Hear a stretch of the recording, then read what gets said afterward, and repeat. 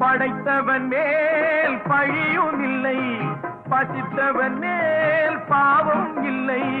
கிடைத்தவர்கள் பிரித்து கொண்டார், உழைத்தவர்கள் தெருவில் நின்றார். பலர் வாட வாட சிலர் வாழ வாழ ஒருபோதும் தெய்வம் பொறுத்ததில்லை.